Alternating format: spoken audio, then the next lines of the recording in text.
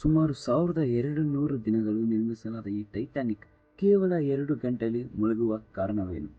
April 10, 1912 ರಂದು ವಿಶ್ವದ ಅತಿದೊಡ್ಡ ಮತ್ತು ಅತ್ಯಂತ ದುಬಾರಿ ಹಡಗು ಟೈಟಾನಿಕ್ ತನ್ನ ಮೊದಲ ಪ್ರಯಾಣಕ್ಕೆ ಸಜ್ಜಾಗಿತ್ತು. ಆ ದಿನ ಅಟ್ಲಾಂಟಿಕ್ ಭಾಗದಲ್ಲಿ ತುಂಬಾ ಶಾಂತವಾಗಿತ್ತು ಮತ್ತು ಸಮುದ್ರದಲ್ಲಿ ಬಿರುಗಾಳಿಯು ಯಾವ ಸೂಚನೆಯೂ ಇರಲಿಲ್ಲ. ಟೈಟಾನಿಕ್ ಹಡಗಲ್ಲಿ ಹೆಚ್ಚು ಕಮ್ಮಿ 1500 ಪ್ರಯಾಣಿಕರು ಈಗಾಗಲೇ ಹಡಗನ್ನು ಹತ್ತಿದ್ದರು ಮತ್ತು ಲಕ್ಷಾಂತರ ಜನರು ಟೈಟಾನಿಕ್ನ ಮೊದಲ ಪ್ರಯಾಣದ ಆರಂಭವನ್ನು ನೋಡಲು ಹಡಗುಕಟ್ಟೆಯಲ್ಲಿ ನಿಂತಿದ್ದರು. ಪ್ರಯಾಣಿಕರಿಗಾಗಿ ಅಥವಾ ವಿದಾಯ ಹೇಳಬೇಕಾದ ಲಕ್ಷಾಂತರ ಜನಗಳಲ್ಲಿ ಅಥವಾ ಟೈಟಾನಿಕ್ ಸಿಬ್ಬಂದಿಗಳಾಗಲಿ ಸ್ವಲ್ಪ ಸಮಯದಲ್ಲಿ ಹೊರಗುತ್ತಿರುವ ಹಡಗು ಅದನ್ನು ನಿರ್ಮಿಸುವ ಅತ್ಯಂತ 6 ತಪ್ಪುಗಳನ್ನು ಮಾಡಲಾಗಿದೆ ಎಂದು ತಿಳಿದಿರುವುದು ಮಿಸ್ಟರಿ ವಿತ್ ಅಜಯ್ ಈ ಚಾನೆಲ್ಗೆ ನಿಮ್ಮೆಲ್ಲ ಪ್ರೀತಿಯ ಸುಸ್ವಾಗತ. ಆ ಕಾಲದಲ್ಲಿ ಅತ್ಯಂತ ದುಬಾರಿ ಮತ್ತು ಅತ್ಯಂತ ಐಷಾರಾಮಿಯಾಗಿರುವ ಹಡಗು ಈ 6 ತಪ್ಪುಗಳ ಬಗ್ಗೆ ತಿಳಿಯೋಣ. ಈ ತಪ್ಪು ಮಾಡದಿದ್ದರೆ ಬಹುಶಃ ಇಂದು ಟೈಟಾನಿಕ್ ತನ್ನ ಅಪಘಾತದಿಂದ ಅದರ ಯಶಸ್ಸಿನಿಂದ ಜಗತ್ತಿನಲ್ಲಿ ಪ್ರಸಿದ್ಧವಾಗುವ ಎಲ್ಲ ತಪ್ಪುಗಳು ಯಾವುವು? ಬನ್ನಿ ತಿಳಿಯೋಣ. 40 ವರ್ಷಗಳ ಅನುಭವ ಹೊಂದಿರುವ ಟೈಟಾನಿಕ್ ಕ್ಯಾಪ್ಟನ್ ಎಡ್ವರ್ಡ್ ಸ್ಮಿತ್ ಸಹ ಗಮನಿಸಿದ ಈ 6 ತಪ್ಪುಗಳಿದ್ದವು. ಕ್ಯಾಪ್ಟನ್ನ 40 ವರ್ಷಗಳ ಅನುಭವವನ್ನು ಮರೆತುಬಿಡಿ. ಈ ತಪ್ಪುಗಳನ್ನು ಟೈಟಾನಿಕ್ ಅನ್ನು ನಿರ್ವಹಿಸಿದ ಕಂಪನಿ 107 ಹಡಗುಗಳನ್ನು ನಿರ್ವಹಿಸಿದ ಅನುಭವ ಹೊಂದಿರುವ ವೈಟ್ ಸ್ಟಾರ್ ಲೈನ್ ಕೂಡ ಇದನ್ನು ಗಮನಿಸಲಿಲ್ಲ. ಇದಲ್ಲದೆ ಟೈಟಾನಿಕ್ಗಿಂತ ಮೊದಲು 500ಕ್ಕೂ ಹೆಚ್ಚು ಹಡಗುಗಳನ್ನು ತಯಾರಿಸಿದ ಮತ್ತು ವಾಲ್ಟ್ ತಯಾರಿಸಿದ ಕಂಪನಿಯು ಸಹ ಈ ತಪ್ಪುಗಳನ್ನು ಗಮನಿಸಿದೆ. 1907ರಲ್ಲಿ ಪ್ರಾರಂಭವಾದ ಈ ಕೆಲಸ ಸುಮಾರು 100 ವರ್ಷಗಳ ಮತ್ತು 2000 ಕಾರ್ಮಿಕರ ಕಠಿಣ ಪರಿಶ್ರಮ ನಂತರ ಹಡಗು ಸಿದ್ಧವಾಯಿತು. ಈಗ ಹಡಗು ಸಂಪೂರ್ಣವಾಗಿ ಸಿದ್ಧವಾಗಿತ್ತು, ಆದರೆ ಅದನ್ನು ಪರೀಕ್ಷಿಸುವ ಕಾರ್ಯ ಇನ್ನೂ ಬಾಕಿ ಇತ್ತು. ಟೈಟಾನಿಕ್ ತನ್ನ ಮೊದಲ ಓಟವನ್ನು ಯಶಸ್ವಿಯಾಗಿ ಪಾಸು ಮಾಡಿದಾಗ ಟೈಟಾನಿಕ್ ತಯಾರಾಗಿ ನಂಬಿಕೆ ಭದ್ರವಾಯಿತು. ಅದು ಪರೀಕ್ಷೆಯಲ್ಲಿ ಯಶಸ್ವಿಯಾದಾಗ ಅದನ್ನು ಮುಳುಗಲಾರದ ಟೈಟಾನಿಕ್ ಎಂಬ ಪ್ರಪಂಚಾದ್ಯಂತ ವಿಭಿನ್ನ ಶೈಲಿಯಲ್ಲಿ ಮಾರಾಟ ಮಾಡಲಾಯಿತು. ಮುಳುಗಲು ಸಾಧ್ಯವಿಲ್ಲದ ಹಡಗೊಂದು ನಿರ್ಮಾಣವಾಗಿತ್ತು.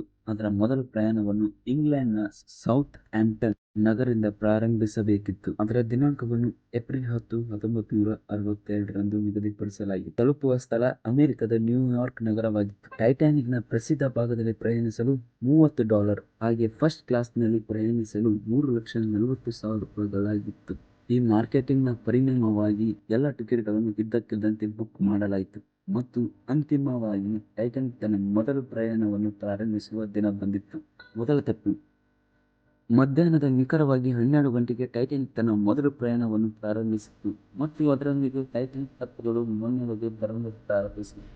ಕ್ಯಾಪ್ಟನ್ ಸ್ಮಿತ್ ಮೇ 15ರಿಂದ ಬಿಡುಗಡೆ ಪಡೆದಿದ್ದರು. ಯಾವುದೇ ಸಂದರ್ಭದಲ್ಲಿ ಏಪ್ರಿಲ್ 17ರವರೆಗೆ ಕೇವಲ 7 ದಿನಗಳಲ್ಲಿ ನ್ಯೂಯಾರ್ಕ್ ತಲುಪಬೇಕಿತ್ತು. ಅದಕ್ಕಾಗಿ ಕ್ಯಾಪ್ಟನ್ ಆರಂಭದಿಂದಲೇ ಹಡಗಿನ ವೇಗವನ್ನು ಬಹಳ ವೇಗವಾಗಿ ಕಾಯ್ದುಕೊಂಡನು ಮತ್ತು ಮಾಲೀಕರ ಕ್ಯಾಪ್ಟನ್ ಸ್ಮಿತ್ಗೆ ನೀಡಿದ ಸೂಚನೆಗಳನ್ನು ಒಪ್ಪದಿದ್ದಾಗ ಇದು ಟೈಟಾನಿಕ್ನ ಮೊದಲು ತಪ್ಪು. ಆದಷ್ಟು ಬೇಗ ನ್ಯೂಯಾರ್ಕ್ ತಲುಪಬೇಕಾಗಿತ್ತು, ಯಾಕಂದರೆ ಇದು ಟೈಟಾನಿಕ್ನ ಮೊದಲ ಪ್ರಯಾಣವಾಗಿತ್ತು ಮತ್ತು ಅದು ನ್ಯೂಯಾರ್ಕ್ ಟೈಮ್ಸ್ ತಲುಪದಿದ್ದರೆ ಟೈಟಾನಿಕ್ನ ಖ್ಯಾತಿಗೆ ಬಹಳಷ್ಟು ಹಾನಿಯಾಗುತ್ತಿತ್ತು.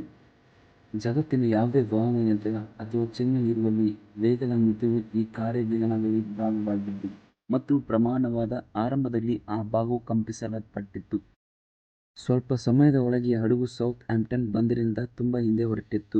ಈಗ ನೀಲಿ ಸಮುದ್ರವನ್ನು ಹೊರತುಪಡಿಸಿ ಏನೂ ಇರಲಿಲ್ಲ. ಎರಡನೇ ತಪ್ಪು. ಟೈಟಾನಿಕ್ ತನ್ನ ಜರ್ನಿಯನ್ನು ಪ್ರಾರಂಭಿಸಿ 3 ದಿನಗಳು ಕಳೆದವು. ಫ್ರಾನ್ಸ್ ಮತ್ತು ಐರ್ಲೆಂಡ್ ಸ್ವಲ್ಪ ಸಮಯದ ವಾಸ್ತವವನ್ನು ಹೊರತುಪಡಿಸಿ ಟೈಟಾನಿಕ್ ಕಳೆದ 72 ಗಂಟೆಗಳ ಕಾಲ ನ್ಯೂಯಾರ್ಕ್ ಕಡೆಗೆ ನಿರಂತರವಾಗಿ ಚಲಿಸಿತ್ತು. ಅದು ಏಪ್ರಿಲ್ 14, 1912ರ ಸಂಜೆ. ಸಮುದ್ರದ ಮೇಲೆ ಎಲ್ಲಿ ನೋಡಿದರೂ ಮೌನ ಮತ್ತು ಮಂಜು. ಇದರಿಂದಾಗಿ ಆ ಹಡಗು ತನ್ನ ವೇಗವನ್ನು ಕಡಿಮೆ ಮಾಡಿತು. ಆ ರಾತ್ರಿ ಟೈಟಾನಿಕ್ಗಿಂತ ಕೆಲವೇ ಗಂಟೆಗಳ ಮುಂದಿದ್ದ ಮತ್ತೊಂದು ಹೊರಗಿನ ಹಡಗಿನ ಕ್ಯಾಪ್ಟನ್ ಸಮುದ್ರದ ಮೇಲೆ ತೇಲುತ್ತಿರುವ ದೊಡ್ಡ ಮಂಜುಗಡ್ಡೆಯ ಬಗ್ಗೆ ವೈರ್ಲೆಸ್ನಲ್ಲಿ ಟೈಟಾನಿಕ್ಗೆ ಮಾಹಿತಿ ನೀಡುತ್ತಾನೆ. ಈ ಎಚ್ಚರಿಕೆಯನ್ನು ಕನಿಷ್ಠ 6 ಬಾರಿ ನೀಡಲಾಗಿದೆ ಎಂದು ತಜ್ಞರು ನಂಬುತ್ತಾರೆ, ಆದರೆ ನಿರ್ವಾಹಕರ ನಿರ್ಲಕ್ಷ್ಯದಿಂದಾಗಿ ಅವರು ಈ ಬಹಳ ಮುಖ್ಯವಾದ ಎಚ್ಚರಿಕೆಯನ್ನು ತಪ್ಪಿಸಿಕೊಂಡರು.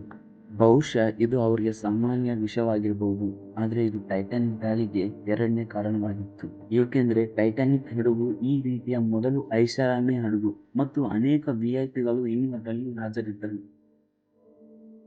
ಮೂರನೇ ತಪ್ಪು. ಹಡಗಿನ ವೇಗವು ಹೆಚ್ಚಿತ್ತು ಮತ್ತು ಅವರು ಬಹಳ ಮುಖ್ಯವಾದ ಎಚ್ಚರಿಕೆಯನ್ನು ಸಹ ತಪ್ಪಿಸಿಕೊಂಡಿದ್ದರು. ಟೈಟಾನಿಕ್ ಹಡಗು ಈಗ ಮಂಜುಗಡ್ಡೆಗೆ ಆಸುಪಾಸು ಇದ್ದರು ಆದರೆ ಈಗಲೂ ಸಹ ಟೈಟಾನಿಕ್ ಅನ್ನು ಕೈಯಿಂದ ಉಳಿಸಬಹುದಿತ್ತು. ಅಂದರೆ ಹಡಗಿನ ಕಾವಲುಗಾರರು ಇನ್ನೂ ಜಾಗರೂಕರಾಗಿದ್ದರು ಮತ್ತು ದೂರದಿಂದ ಯಾವುದೇ ಮಂಜುಗಡ್ಡೆ ಮಾಹಿತಿಯನ್ನು ಕ್ಯಾಪ್ಟನ್ಗೆ ನೀಡಲು ಸಿದ್ಧರಾಗಿದ್ದರು. ಆದರೆ ಒಂದು ವಿಷಯ ದೂರದಿಂದ ನೋಡಲು ಅವರಿಗೆ ಲಭ್ಯವಿರಲಿಲ್ಲ ಮತ್ತು ಆ ವಿಷಯವು ದೂರದಲ್ಲಿತ್ತು. ಹೌದು, ಕಾವಲುಗಾರರು ಜಾಗರೂಕಗೊಂಡಿದ್ದರು, ಆದರೆ ಬೈನಾಕ್ಯುಲರ್ ಕೊರತೆಗಳಿಂದ ಅವರು ಅದನ್ನು ದೂರದಿಂದ ನೋಡಲು ಸಾಧ್ಯವಾಗಲಿಲ್ಲ. ಇದು ಮೂರನೇ ಅತಿ ದೊಡ್ಡ ತಪ್ಪು. ಹಾಗೆ ಬರ್ತಿದ್ದಂತೆ ಹಡಗಿನ ಮುಂದೆ ಒಂದು ದೊಡ್ಡ ಫುಟ್ಬಾಲ್ ಮೈದಾನಷ್ಟೇ ದೊಡ್ಡದಿರುವ ಮಂಜುಗಡ್ಡೆ ಇತ್ತು. ಆ ಹಡಗಿನ ಕಾವಲುಗಾರ ಇದನ್ನು ತಿಳಿಸಿದಾಗ ಕ್ಯಾಪ್ಟನ್ ಸ್ಮಿತ್ ಅವರಿಗೆ ಈ ಸುದ್ದಿ ತಿಳಿಯಿತು. ಆದರೆ ಈಗ ತುಂಬಾ ತಡವಾಗಿತ್ತು, ಯಾಕಂದ್ರೆ ಆ ಮಂಜುಗಡ್ಡೆ ತುಂಬಾ ಹತ್ತಿರ ಬಂದಿತ್ತು. 4ನೇ ತಪ್ಪು. ಅಟ್ಲಾಂಟಿಕ್ ನಂತ ದೊಡ್ಡ ಸಾಗರದಲ್ಲಿ ದೊಡ್ಡ ವಿದೇಶಿ ಹಡಗುಗಳು ಸುಲಭವಾಗಿ ನಿರ್ಗಮಿಸುವಾಗ ಮಂಜುಗಡ್ಡೆಗಳನ್ನು ಎದುರಿಸಬೇಕಾಗಿತ್ತು. ಬಹುಶಃ ಕ್ಯಾಪ್ಟನ್ ಸ್ಮಿತ್ ಇದರ ಬಗ್ಗೆ ಯೋಚಿಸಿರಲಿಲ್ಲ. ಈ ಸುದ್ದಿ ತಿಳಿದಾಗ ಕ್ಯಾಪ್ಟನ್ ಸ್ಮಿತ್ ಹಡಗಿನ ಇಂಜಿನ್ ಆಫ್ ಮತ್ತು ಆ ಟೈಟಾನಿಕ್ ಅನ್ನು ದಿಕ್ಕನ್ನು ಬದಲಾಯಿಸಲು ಎಂದು ಆದೇಶಿಸಿದರು. ಸಹಜವಾಗಿ ಕ್ಯಾಪ್ಟನ್ ಸ್ಮಿತ್ ಮಂಜುಗಡ್ಡೆಯನ್ನು ತಪ್ಪಿಸಲು ತುಂಬಾ ಪ್ರಯತ್ನಿಸಿದರು. ಆದರೆ ಮಂಜುಗಡ್ಡೆ ಆ ಹಡಗಿನ ಮುಂದೆನೇ ಬಂದು ನಿಂತಿತ್ತು. ಮಂಜುಗಡ್ಡೆಯು ಈಗ ಟೈಟಾನಿಕ್ ಮಧ್ಯಭಾಗಕ್ಕೆ ಡಿಕ್ಕಿ ಹೊಡೆಯಿತು. ಆದರೆ ಮಂಜುಗಡ್ಡೆಯನ್ನು ತೆಗೆದು ಹಾಕಿದ ನಂತರವೂ ಹಡಗನ್ನು ಉಳಿಸುವ ಭರವಸೆ ಇತ್ತು. ಬಹುಶಃ ಮಂಜುಗಡ್ಡೆ ಹಡಗಿನ ದೇಹವನ್ನು ಹಾನಿಗೊಳಿಸದಿರಬಹುದು, ಅಥವಾ ಅದು ಅಪ್ಪಳಿಸಿದ ತಕ್ಷಣ ಅದು ತಾನೇ ಮುರಿದುಬಹುದಿತ್ತು. ತೆಗೆದುಹಾಕುವಿಕೆಯ 4ನೇ ತಪ್ಪು ತನ್ನ ಕೆಲಸವನ್ನು ಮಾಡದಿದ್ದರೆ ಬಹುಶಃ ಅದೇ ರೀತಿ ಸಂಭವಿಸಬಹುದಿತ್ತು ಎಂಬ ಭರವಸೆ ಇತ್ತು. ಹಡಗಿನ ದೇಹಕ್ಕೆ ಜೋಡಿಸಿದ ಈ ನಟ್ಟು ಬೋಲ್ಟು ರಿವೆಟ್ಗಳು ಉಕ್ಕಿನಿಂದ ಮಾಡಲ್ಪಟ್ಟಿಲ್ಲವೋ ಎಂದು, ಆದರೆ ಕಬ್ಬಿಣದಿಂದ ಮಾಡಲ್ಪಟ್ಟಿವೆ ಎಂದು ತಿಳಿಯಲಿಲ್ಲ. ಇದಕ್ಕಾಗಿ ಹಡಗಿನ ದೇಹವನ್ನು ಹೊಡೆದ ಸ್ಥಳದಲ್ಲಿ ಒತ್ತಡವನ್ನು ರಿವೆಟ್ಗಳು ತೆರೆದವು ಮತ್ತು ನಂತರ ಕ್ಯಾಪ್ಟನ್ ಸ್ಮಿತ್ ಹೆದರುತ್ತಿದ್ದ ಅದೇ ವಿಷಯ ಸಂಭವಿಸಿತು. 5ನೇ ತಪ್ಪು. ಟೈಟಾನಿಕ್ ಈಗಾಗಲೇ ಫುಟ್ಬಾಲ್ ಮೈದಾನದಷ್ಟೇ ದೊಡ್ಡವಿರುವ ಮಂಜುಗಡ್ಡೆ ಡಿಕ್ಕಿ ಹೊಡೆದಿತ್ತು ಮತ್ತು ಈಗ ಹಡಗಿನ ಕೆಳಭಾಗದಲ್ಲಿ ನೀರು ತುಂಬಲು ಪ್ರಾರಂಭಿಸಿತು.